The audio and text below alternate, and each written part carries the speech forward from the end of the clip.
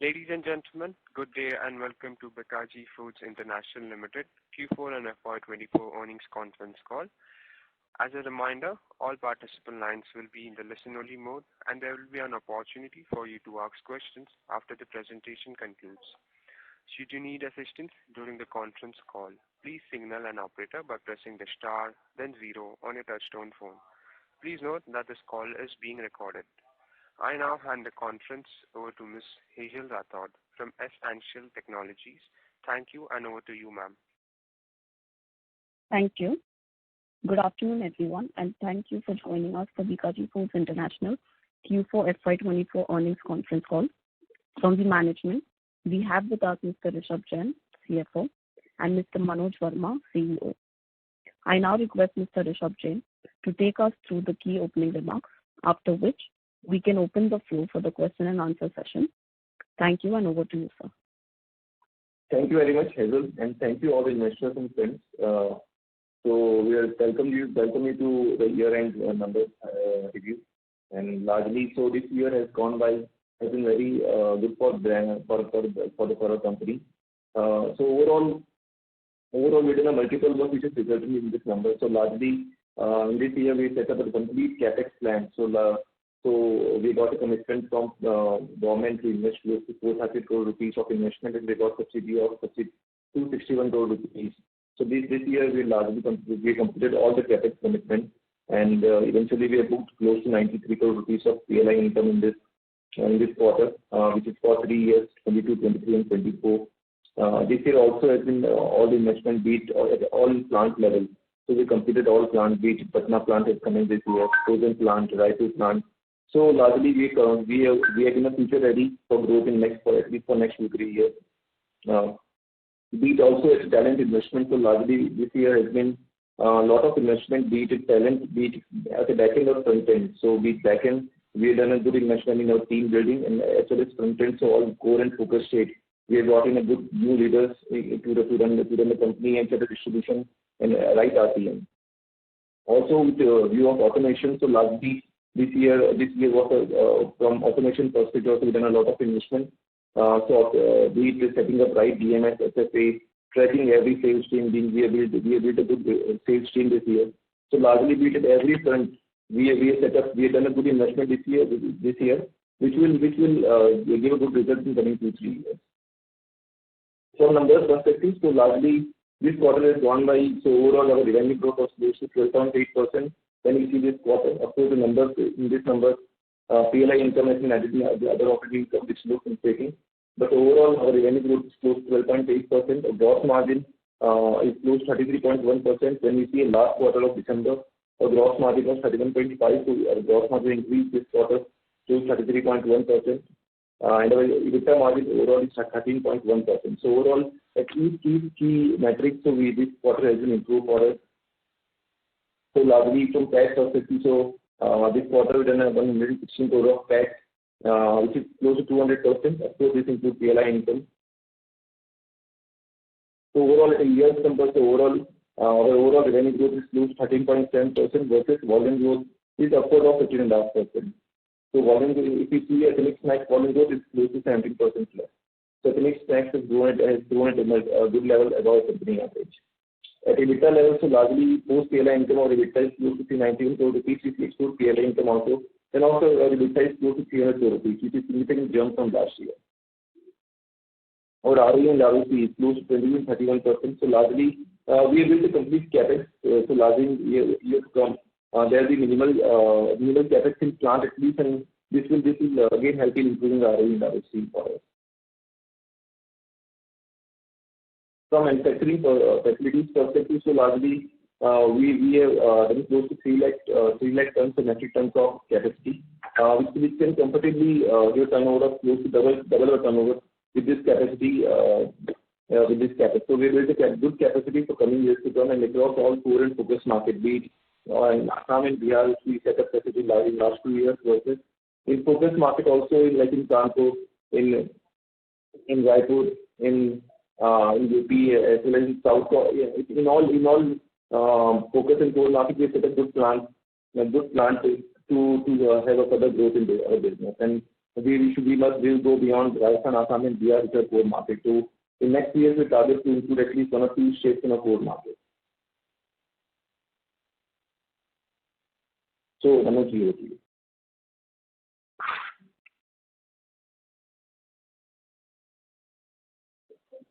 Yeah, so in terms of distribution, so over years, our direct reach has been increasing, and if we look at in the past 1 year, we've added almost about 100,000 outlets in our direct reach. Also this year, we opened CFAs, which we found more relevant and to enhance and further strengthen our distribution network. So we opened depots or CFAs at Ghaziabad and Varanasi in UP, in the west of India, Ahmedabad and Pune, and also one in Raipur. That's where our plant has come up. Talking about our marketing initiatives, so first and foremost is that we have extended contract of Mr. Amitabh Bachchan to continue as our brand ambassador for the next 2 years. More so, we shot a lot of films with him, and about 16 different films of targeting at various products and subcategories to leverage them, which we aired on the digital media and also on air over the year. Besides this, we invested heavily on retail marketing initiatives. This was a kind of bus branding, road shows, dealer boards, so on and so forth. For the first time, we invested behind, as much behind consumer offer, which was 10% extra, or even on a product like Bikaji Bhujia. Not only did we restrict ourselves to domestic media investment, we also invested heavily in our international market, and that's where we did this was the sponsorship of shows, which was for Badshah, then participated in most of the events which happened and these food festivals outside. Now, coming to the business, if we look at, so in Q4, our volume growth has been 14.5%.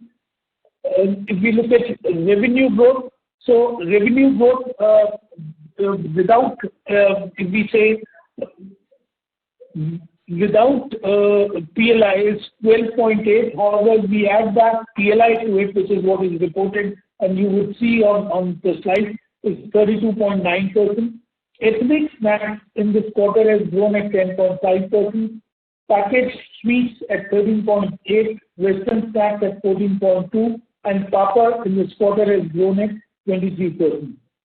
If we look at our full year performance, so overall volume growth is 15.3%, revenue growth 18.5%, ethnic snacks at 13.4%, whereas if we look at ethnic snacks, volume growth is 17%. Packaged sweets, value growth is 14.4%, Western at a full year level 13.2%, and Papad grown at 10% this year.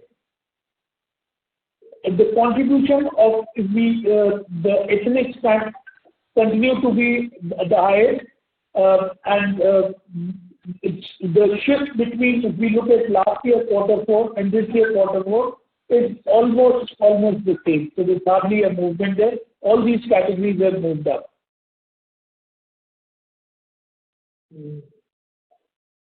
Now, coming on to how our markets have performed, we look our India market as three: core, focus, and others.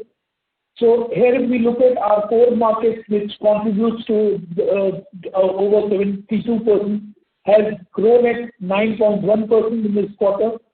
Our focus market has grown at 15.3%, and other markets, which is a small part, has grown at 45%. Exports in this quarter was flat. However, we look at our full year number, exports has grown at 22.2%. Core markets grown at 11.2%. Focus markets at 22.6%, and other markets at 14.8%. So, next, if we look at the by segment, so core markets contribute to 74.4%, focus markets at 12.9%, others at 9.8%, and exports in this quarter being 2.9%. However, at a full year level, if we look at, so our core markets at 71.5%, followed by focus markets at 13.8%, other markets at 11.2%, and exports 3.5% contribution to our overall revenue. The mix of packs if we look at, so family pack, which is above of rupees 10 pack, in this quarter has grown at 11.5%, and the growth of impulse pack has been 13.6%. Whereas if we look at it at full year level, so family pack and impulse pack has almost grown the same, family pack at 13.5% and impulse pack at 13.6%. The contribution of large pack continues to be high and is at 59%, whereas the impulse category is 39.5%. So overall numbers, overall revenue, so we are close to 18% post PLI. EBITDA of course at 390 crores plus a 53% growth over last year. So and PAT is largely 93% of losses. We have PAT is close to 262 crores rupees over last year. So largely when you see a volume gross margin level, so in quarter 3 our gross margin is 31.15%, and this quarter is close to 33.1%. Largely we are seeing improvement in gross margin as well as when a multiple that will work in improving gross margin. Be it raw material supported plus we are passing some prices last quarter.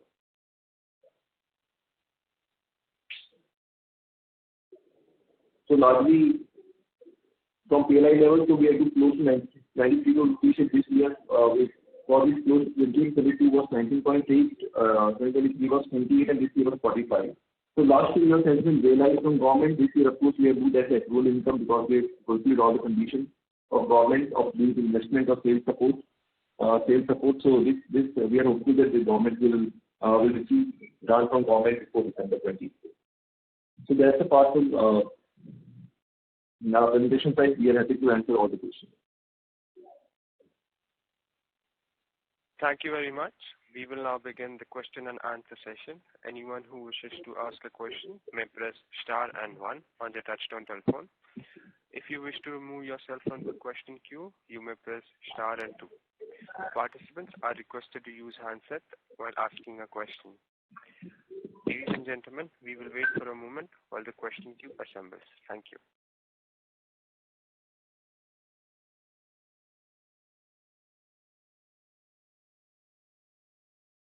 The first question is from the line of Avinish Roy from Nuvama. Please go ahead. Yeah, thanks and congrats on good numbers. So for the full year, you saw 15% kind of volume growth and 18% sales growth. So my question here is, do you expect again early teens kind of volume growth? And now most FMCG companies are talking about 2 to 3% of price hike in some part of the year. So would you expect that also to continue? Because in Q4 your pricing growth was not there. But will you expect that to come back in FY25? So largely, we have built up capacity across each ethnic snacks and Western snacks largely in the last 2-3 years. And we are currently 40 to 45% type of utilization. So larger next year target is also to go at a volume at least minimum at 30 to 15% type of volume growth. So this year it looks like chana, potato, these both product prices is a little inflationary this year, it seems like. So of course, we see that this year 2 to 4% price rise we will take, and so that's how overall numbers will build up. And would you have seen market share gain, because I don't think the industry volumes are growing at 15%. So which states would you have gained more market share on a full year basis? So if you look at now, our focus states has grown at about 22%, and the core states at 10%. So what we assume is, while we get to have this data, but while we assume that we would have gained shares in the focus states broadly. Sure. One follow-up I had was, if I see your full year performance in core and focus and compare that to Q4, focused states there is a drop of around 7% in Q4 versus only 2% drop in core. If you could tell us why in focus there is a bigger drop, was there a base effect, was there a one-off, and how do you see focus states in terms of outperformance in FY25?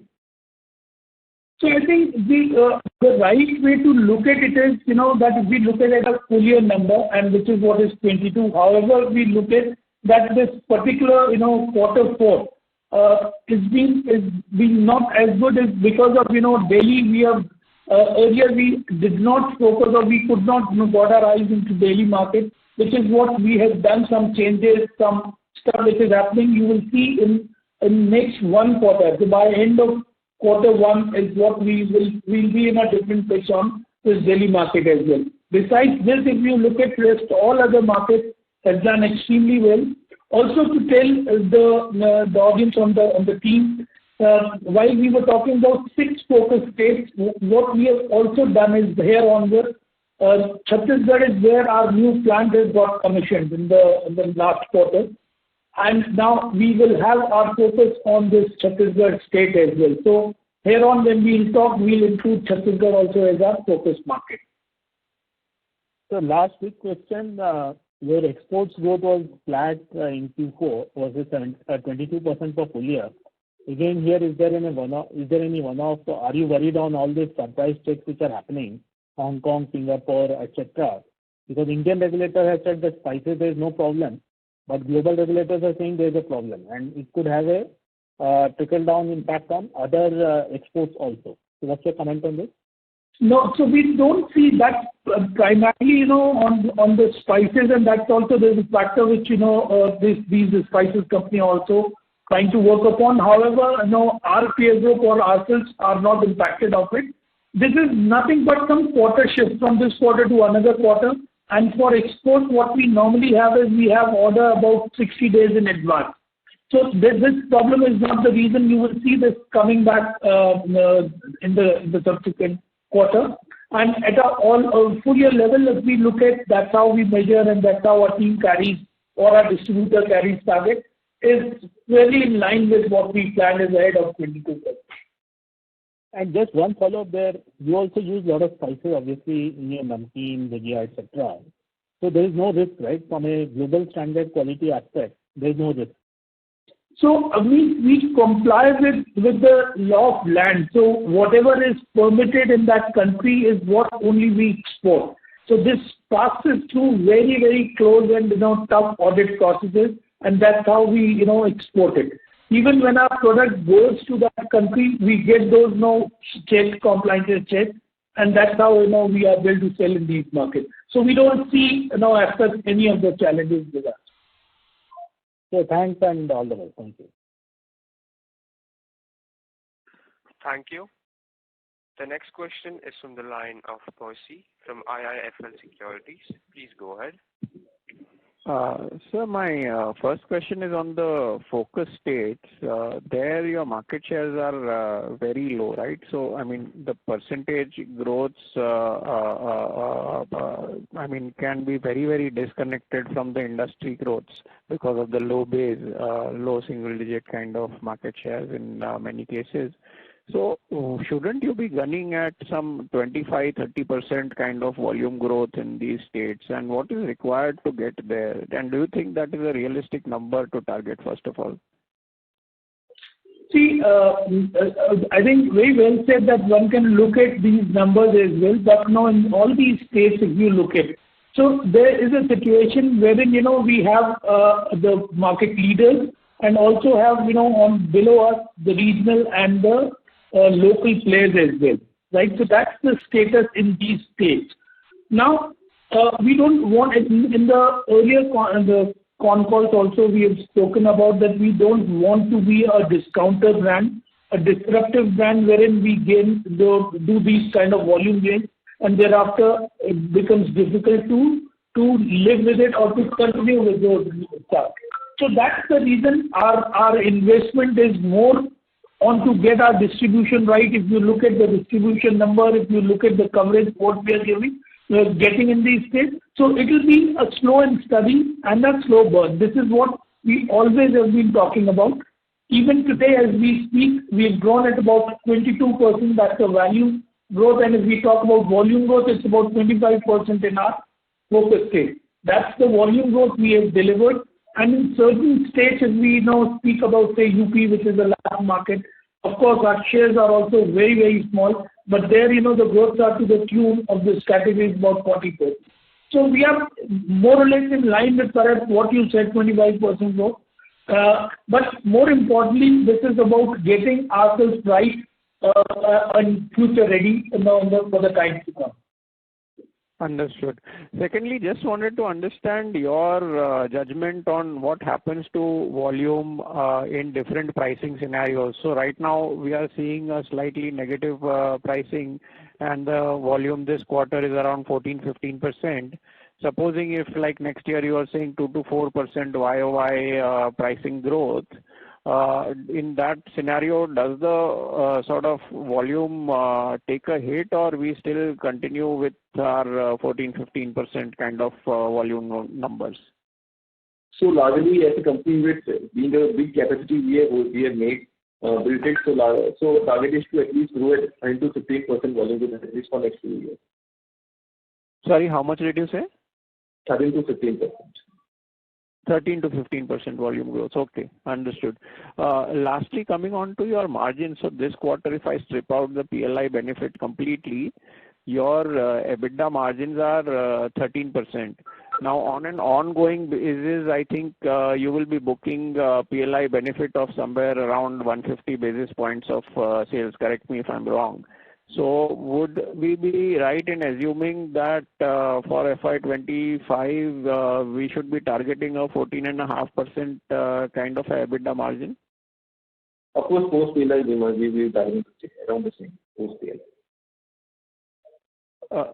Sorry, I didn't get you. Can you repeat that? So including PLI, of course. So without PLI, your target is to at least improve basis point. This year, gross margin improvement, we see a little bit overall that little bit challenge on being the inflationary pressure. But overall, we have built all the costs, set up all the capacity fixed. So in our books, all the cost has been fixed. So once we improve utilization, the operational efficiency will come in, and overall, we are targeting at least 0.5% EBITDA improvement this year also, plus PLI.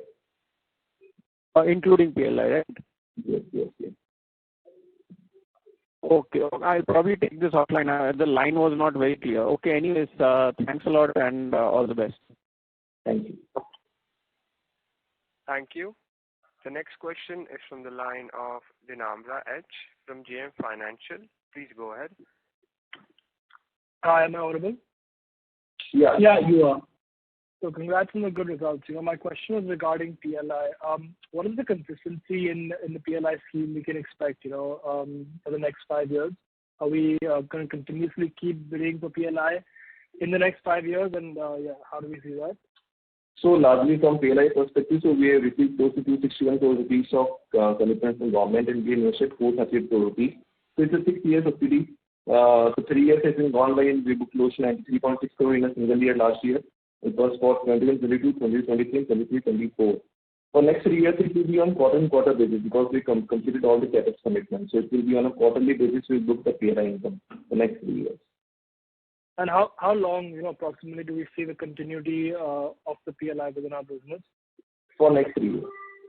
Next 3 years? Okay, Yeah. Got it. Thank you. Okay. Thank you. The next question is from the line of Mehul Desai from JM Financial. Please go ahead. Hi, sir. Thanks for the opportunity. Just one question. One, obviously, if you could give some context on your plans for the frozen business. What is the status there? How are we looking at from FY25 and 26 perspective? And how are the margins in this frozen portfolio? That's my first question. Mehul, thank you. So largely, frozen is a very niche category, niche setup now. So largely, we completed the CapEx in last December, started trials. So by next 2 months to complete all the trials and everything. So frozen is largely for export business. Overall export close to 40% comes from frozen. So that's the overall shift will be there when currently we are buying from a third party which will shift here. But yeah, overall we see a good improvement in frozen, and this will also help us in building our QSR business, because we also want to be in this business. Of course, there will be slow and steady pace in this. We don't want to go over. So largely this year there will be 2-3 QSR outlets that will open, do a lot of trials and everything. And from next year onwards, this frozen will become a back-end plant for all the QSR vertical, as well as of course to grow a frozen business in export. Okay, got it. Secondly, I think Percy did ask this question, but on the gross margin side, we have closed full year at 32.5x of PLI, and in the 4Q was around 33%. And you are saying 2 to 4% price kind of price hike. You think with that kind of price hike and current RM environment, we should be able to sustain this gross margin level? Yes, we will be able to sustain this. It looks as of now, we don't know post-election what will change, but yeah, looks as of now, like the chana and the potato price is in a very inflationary this year. So chana in last few weeks has gone haywire. So increased close to 10-20% in last in a month time. So, but yeah, overall so we are largely not dependent on a single raw material. Like we are into 5-6 categories, purchasing lot of purchase, not any single crop dependent on any single crop. So largely any single increase in raw material doesn't impact much on us. But yeah, overall we see that this year there will be little inflation pressure, 2 to 4% can work out well for us. And in last year also, like we also when price correction was there, we not pass on completely, cannot reduce MRP. We started promo offer. We have reduced half, we reduce full once we see that price inflation pressure will come. So we have budget in hand currently also. Understood. And some bookkeeping question. What happened in the staff cost? It was flat on YY basis, and secondly, the other income was quite high. So if you can just explain that. So largely in other income, basically interest income has been we have at least close to 51 crore rupees.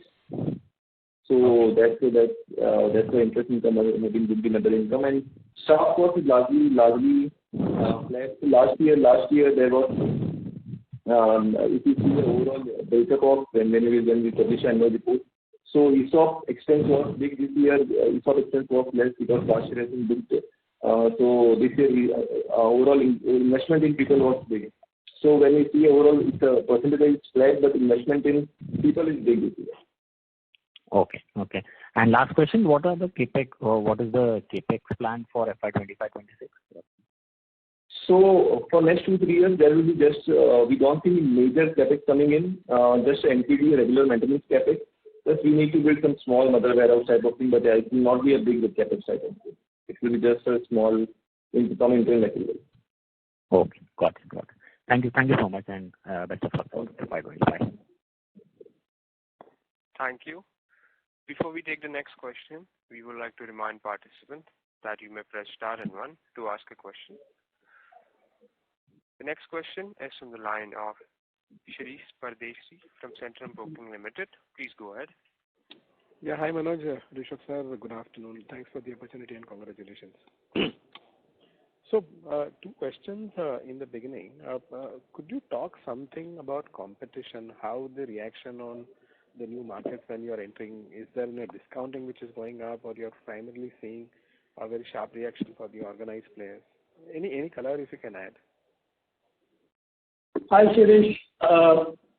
This competition certainly is there, and it's going fierce only. And from the top end players, they're completely aggressive, and so are the small time players, which is local and regional players, because there was some the price commodity benefit which these guys got, and they started mushrooming up. So in terms of competition, certainly it is there, and you have to be competitive to hold your space and move on. That's what is what. But good thing is that category has its momentum, And there is also an inorganic growth wherein, it's a shift from unorganized to organized.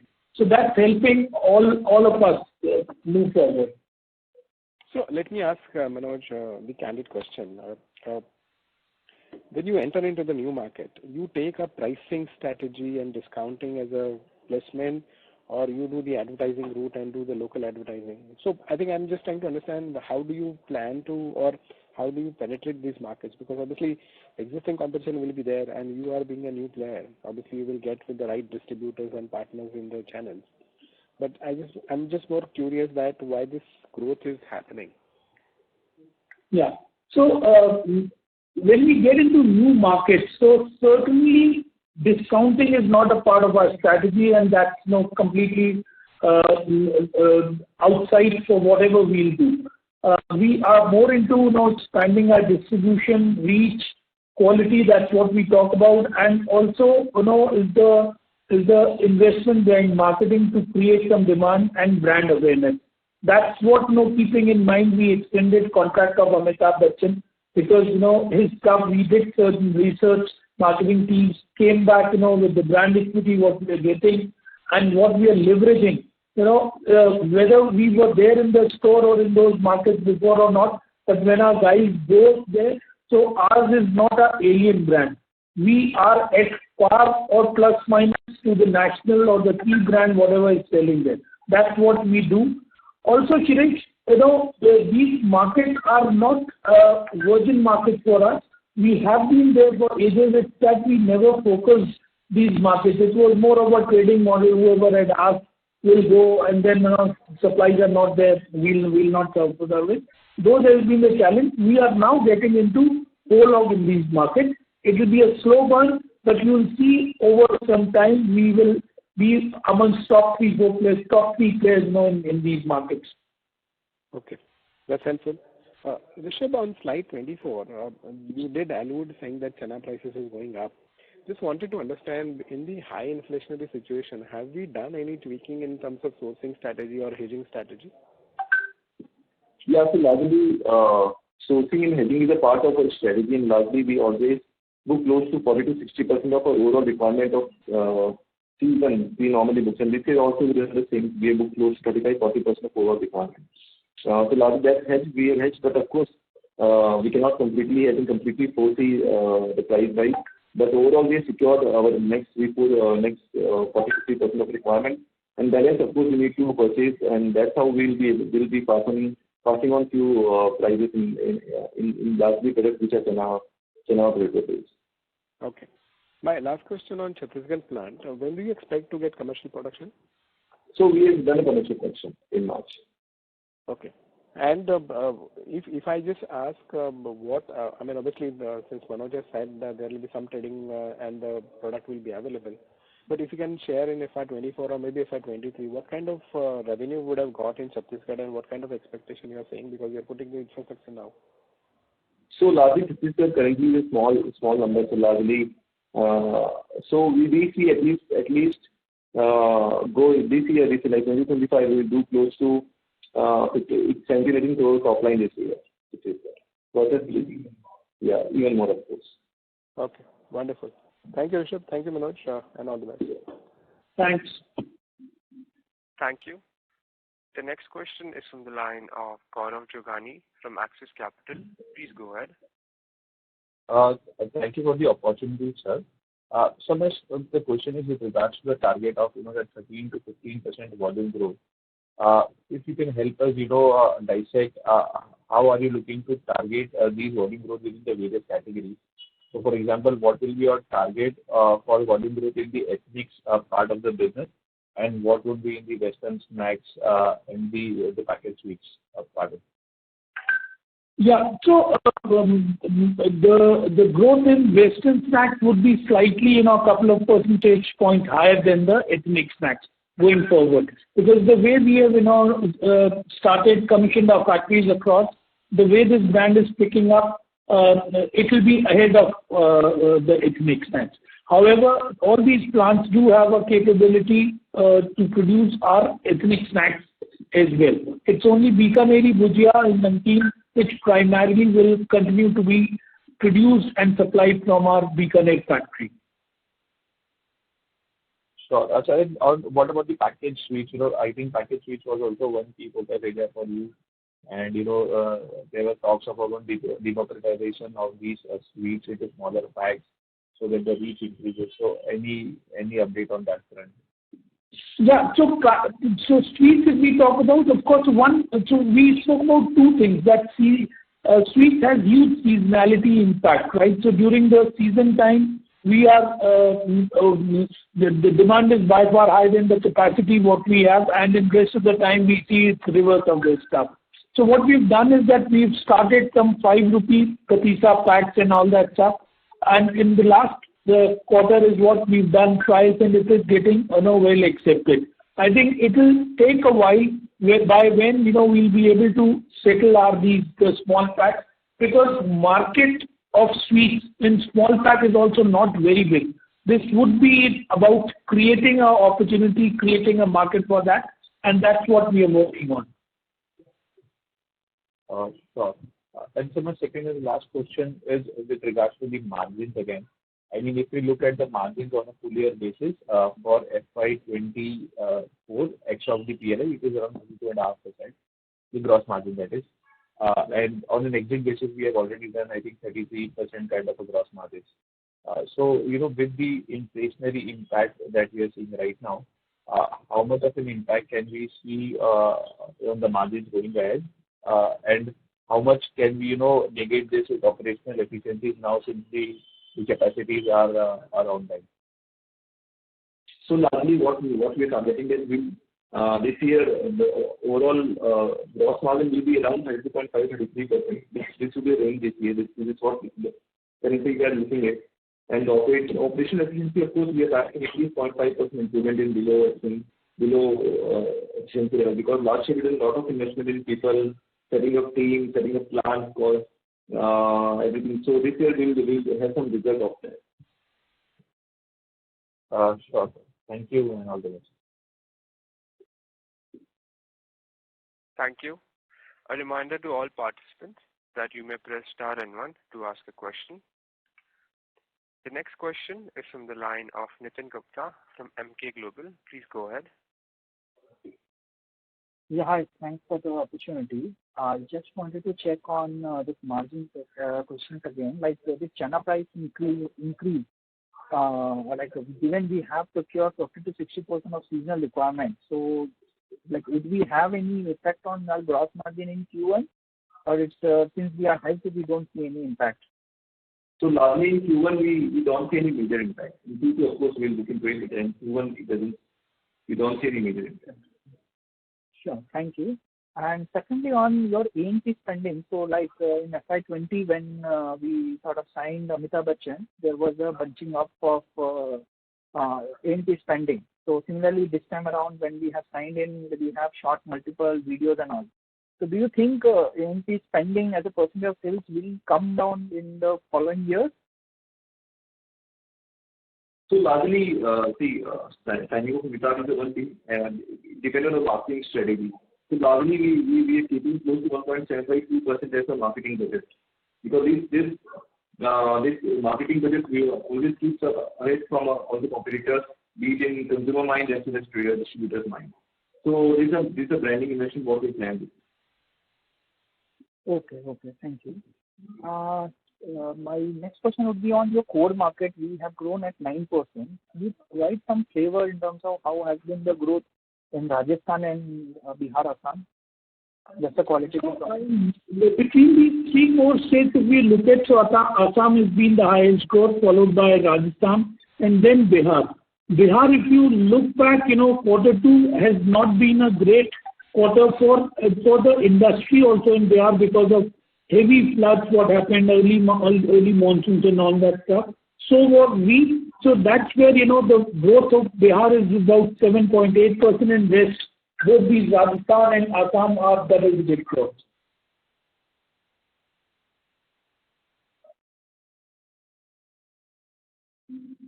Hello. So Bihar could be... Hello. Yeah. Hello. Yeah. So Bihar, you are saying 7.8% growth. Yeah. Okay. So, but this quarter, what was the impact? Can you be... So quarter two was the impact, which has brought down the growth. Rest of the quarters, if you look at, or even the exit stuff, it's back on track. Q4, so this 7.8 is the full year growth you are saying? Yeah, correct. Okay. How would be Q4? Any flavor you can... Q4 is back on double-digit growth. Okay. ठीक है. And the next question would be on your, how is the profitability? Can you provide some flavor on your core and focus market? How is our profitability in these markets? So largely from profitability perspective, so it's close to 1.5% lower than in higher core market versus in focus market. So 1.5% gap between core and focus. Yeah, close to couple of percent. Okay. And lastly, like we are looking to grow Western snacks. Can you provide like how we are looking to sort of manage the margin here? We have appointed senior agents and have local production facilities. But the thought is something that Western margin generally are margin dilutive proposition. Can you provide some perspective on that? How we are going to manage our margin? That is the last question. Thank you. See, there's been a paradigm, and to certain extent, where also that Western snacks are margin dilutive. Now, the reason has been one, that they are more on 5 and 10 rupees stack, so which is more of air or say low density stuff, and hence the cost of logistics becomes by far high, right? For us, if we look at now, Western snacks is one of the categories where we play. So our contribution of Western snacks is just 8%.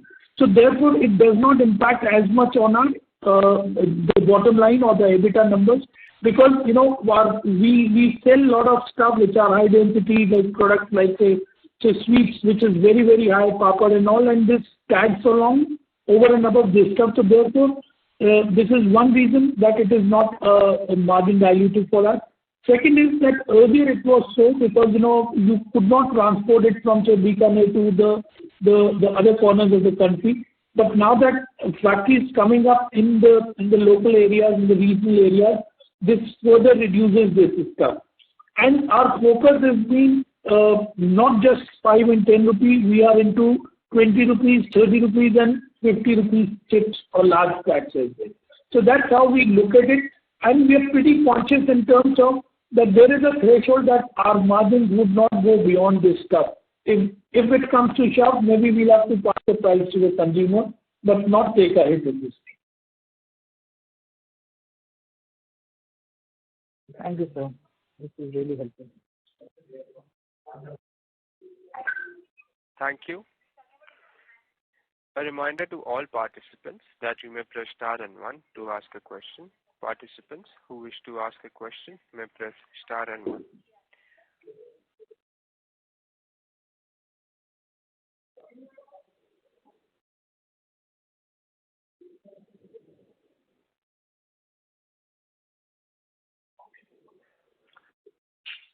As there are no further questions, I would now like to hand the conference over to the management. Okay, there's a question. It's from the line of Nitin Gupta from MK Global. Please go ahead. Hello. One last question I wanted to check on is the dividend policy we have. Given like our capex going to be limited, so how do you see the dividend policy ahead? Yeah, so this year we given 100% of face value, like maybe 1 rupee dividend this year. So largely, besides we did a lot of investment, we also taken care of all the investors. So we close to 1 rupee. But yeah, overall in coming years, our target is to take this current 12% to 20-25% in next 3 to 5 years. Okay. Thank you. And any thought like will be needing capex after maybe 3-4 years or maybe 2-3 years? So how we want to use the cash generation? So largely, currently our major focus is to utilize this capacity. Of course, we are looking at opportunity. If we see any good acquisition opportunity, currently it looks very expensive because this category is very spot as of now. But yeah, overall, we'll be looking to it for acquisition also in coming years to come. But yeah, overall, currently we are majorly focusing on utilizing this capital. Okay. And lastly, like since you are talking about acquisition, so if any acquisition, what kind of acquisition it's gonna be? Is it something like if we want to get hold of any market, we will acquire some regional competition? Like I just wanted to understand like what kind of acquisition we do and it is likely to be. Yeah, so I think you rightly said that we would look at say some local or a regional stuff, and not that with the lens of the capacity what they have. This would be more from the lens of this would be more from the lens of that if we get or leverage their distribution strength. Okay, understood. Thank you. Thanks a lot. Thank you. Thank you. The next question is from the line of Gaurav Jogani from Axis Capital. Please go ahead. Just repeating Nitin's question, on the Western snacks part. You said that yes, we have a bit of more higher price point packs versus the others. But sir, still, given the fact that even this year we have seen the pricing actually correcting for the Western snacks bit. So how should one think about margins in this particular segment, because this segment is expected to grow the fastest? So largely, Gaurav, so see, overall the growth what we are planning in ethnic snacks versus Western snacks, so largely currently it's close to 8% of top line, and we are thinking in next 3 to 4 years it will be 10.5%, and the margin gap between the two categories is close to 2.5%, close to 3.5%, largely. So it will not impact on my overall EBITDA, because if 8% goes to 10% and 3, so it will be overall 0.06% on my EBITDA, and there are a lot of other work which we are doing. So we don't see any major impact on Western snacks hitting my bottom line. Okay, sure. Got it. Thanks.